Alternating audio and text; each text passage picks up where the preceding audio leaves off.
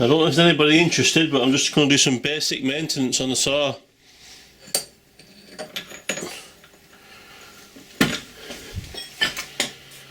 And that's emptying out this cylinder and putting some fresh oil in it and inspecting it.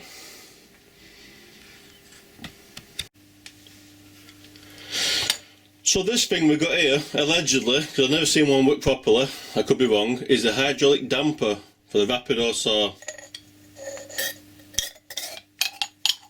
I suppose it makes the stroke on the saw a bit smoother.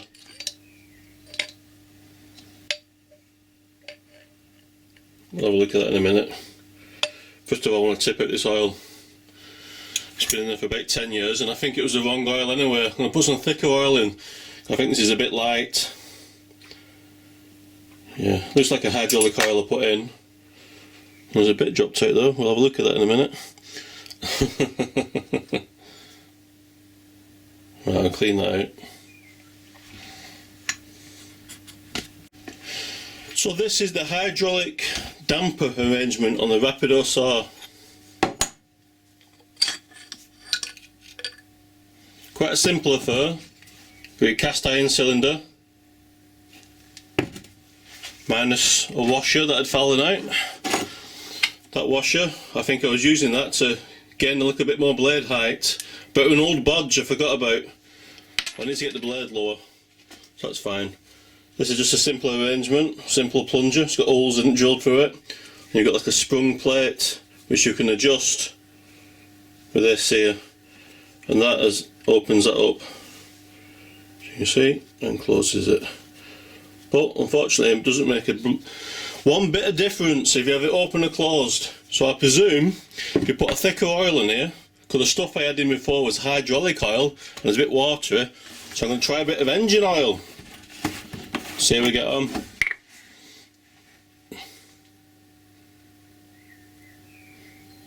Just I think it's engine oil in here. Yeah, it seems to be.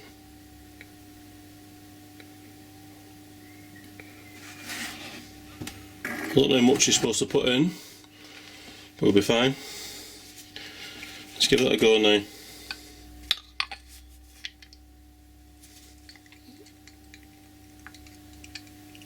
But you know what, it's absolutely solid.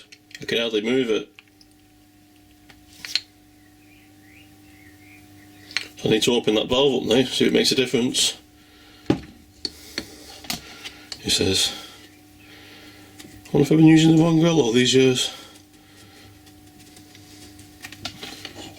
Yeah, hey, it does actually make a difference. So, I was using hydraulic oil, I should have been using engine oil. Oh, I can't wait to get that back in the saw and give it a try.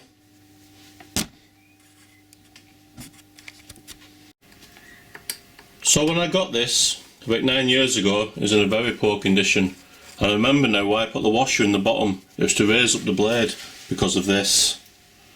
The saw blade has started cutting through the body. They usually have an electrical switch on, which was missing, but it might have failed. So instead of cutting itself off automatically, it just decided to carry on cutting through itself, which also caused another problem. You can see there, that arm, it snapped off that arm. Somebody's done a good job of welding it and it seems to be holding up. So that's a couple of little issues I got with the saw, and that's hence why I put that block of aluminium on there, so the blade couldn't go any further and chomp on itself. Right, let's have a go at this now then, see if it works. Another cool thing about this saw, you've got this egg-shaped crank, or eccentric, and that used to go up and down and power a plunger through that hole there, and that would work as suds tank at the bottom, which would give you lubrication.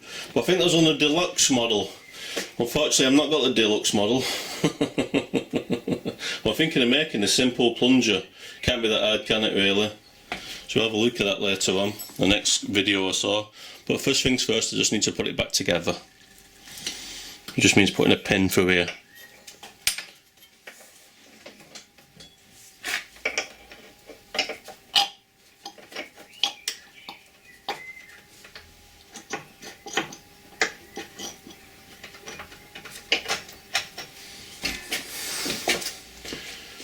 Right.